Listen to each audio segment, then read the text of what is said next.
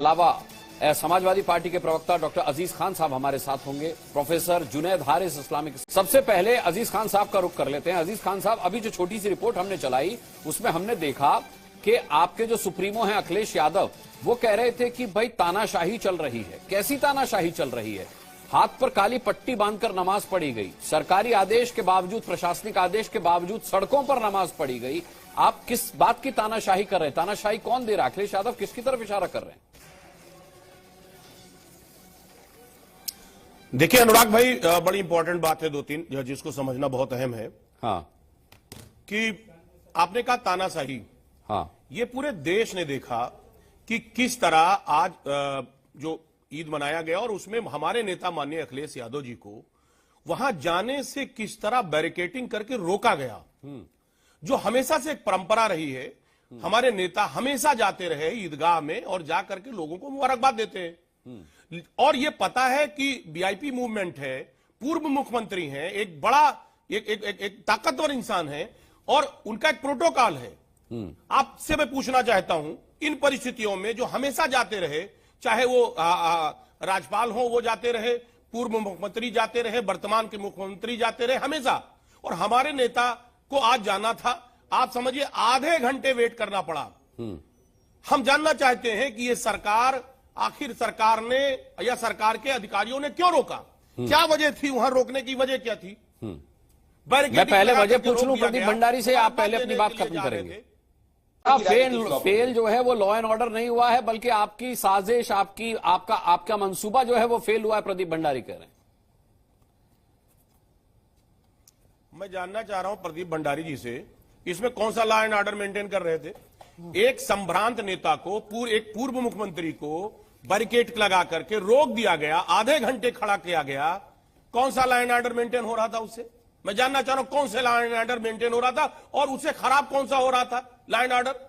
देखिए, ये एक मानसिकता है, ये बहुत ही तुच्छ मानसिकता है कि एक नेता जो आप लोगों को मुबारकबाद देने के लिए जा रहा हो, उसको रास्ते में रोक दिया जाए।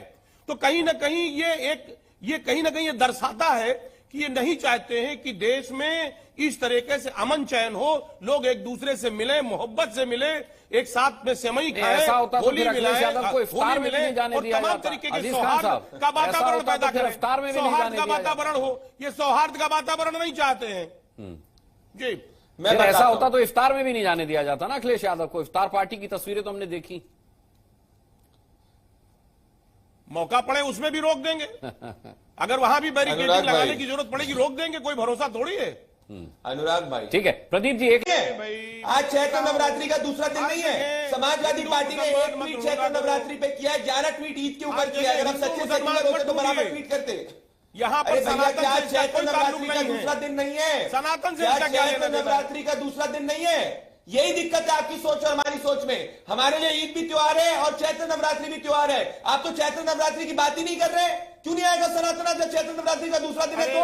और बंगाल के अंदर किस तरीके से मालदा के अंदर राइट्स हुए, मोतीबारी के अंदर राइट्स हुए। प्रदीप जी, ऐसे हिंदू आपके लिए सिटीजन है कि नहीं है? आप हल्ला करके अरे मैं हल्ला नहीं कर रहा हूं, मैं उस हर भारतीय की आवाज उठा रहा हूं जो वक्त पे अमेंडमेंट की चाहता है। उसमें मुसलमान भी है, हिंदू भी है, क्रिश्चियन भी है। आप और हम में यही फर्क है कि हम न्याय के साथ खड़े होते हैं, आप सिर्फ तुष्टिकरण के साथ खड़े होते हो।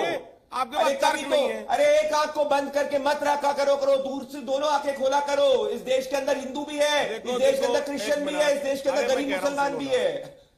बंद करो तुष्टिकरण। इसीलिए आप वक्त का विरोध करते हैं, इसीलिए आप सनातन को डेंगू मलेरिया कहते हैं, इसीलिए सनातन को गंदा धर्म कहा जाता है, चुप रहते हैं। सिख ईसाई सबको एक आंख से नहीं देखेंगे और सबको एक नजर से नहीं देखेंगे। अच्छा, सबको एक आंख से देख रहे होते, सबको एक आंख से देख रहे होते, सबको एक आंख से देख रहे होते तो मुझे बताइए कि आप सनातन को जब डेंगू मलेरिया एड बोला गया तो तब कहां था आपका विरोध? अगर सबको एक आंख से देख रहे थे, आज ही ममता बनर्जी ने सनातन को गंदा धर्म बोला, कहां गया आपका विरोध? भाई आप केवल हल्ला कर रहे हैं। नहीं बात रख रहे हैं, वो हल्ला क्या कर रहे हैं? अरे हिंदू की बात करना क्या हल्ला कर रहे हो तो चुप करा देता। आप लोगों का हल्ला तो होता है कि जाके अयोध्या और बनारस के बाद केसेस वापस ले लो। अनुराग जी, हाँ जी, मैं जानना चाह रहा हूं, बोलिए। मैं दो बातें करना चाह रहा हूं। इंपॉर्टेंट। आप ही दोनों बात कर रहे हैं, अब तक हमारे बाकी नेता मेहमानों को का रोका गया, नंबर नहीं आया। इसमें सनातन की बात कहां से अच्छा आ गई? बता चुके, प्रदीप भंडारी बता सनातन चुके, की बात कहां से आ गई? सनातन की बात कहां से आई वो बता चुके हैं। मैं विजय शंकर तिवारी की तरफ कर लेता हूं। अच्छा ठीक है, मैं आता हूं, मैं आप दोनों को ना इतनी की बुलबुला हो रहे हो। ठीक है, आता हूं, आप दोनों को वापस लेके आऊंगा, वापस लेके आऊंगा इस डिबेट में। रुक जाइए, बाकी मेहमानों को भी आने दीजिए। विजय शंकर तिवारी जी, अगर सरकार की कानून व्यवस्था पर सवाल नहीं, इंतजार करना पड़ा, उसके बाद अखिलेश यादव ने जो जिस काम के लिए आए थे वही किया। देखिए मैं यही कह रहा हूं, देखिए फैज खान साहब, इनको जो काम पे लगाया गया वो काम कर रहे हैं।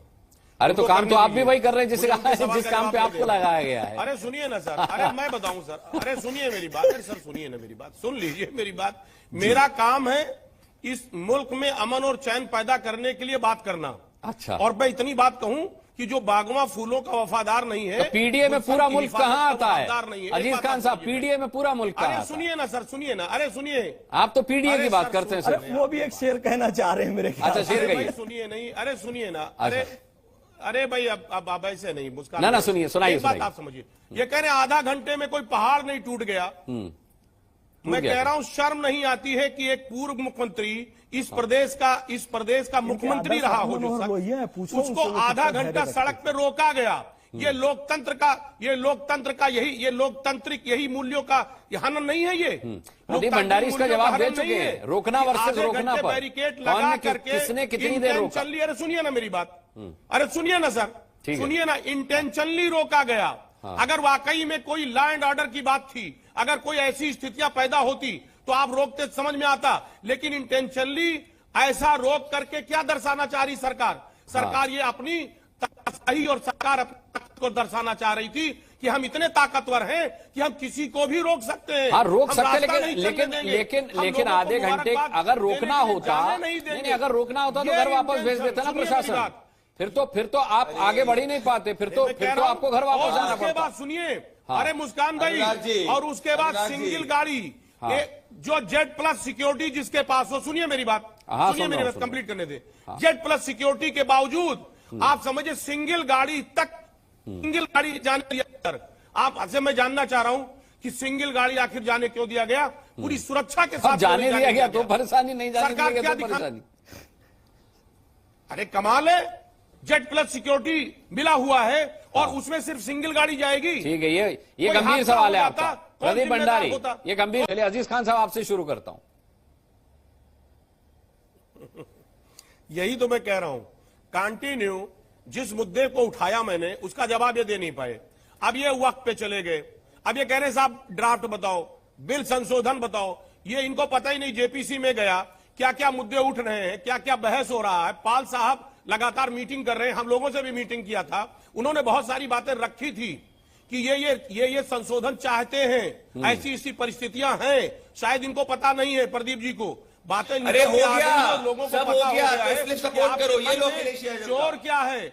सुनिए, अरे सुनिए ना, मन में चोर क्या है और कहीं ना कहीं आपकी नियत में बेईमानी क्या है। अरे जिसकी दृष्टि चोरी की हो उसको हर ईमानदार व्यक्ति चोर दिखता है। लोगों ने वक्फ किया है अजीज भाई, जिसकी दृष्टि चोरी की होती है ना, उसको व्यक्ति चोर दिखता है।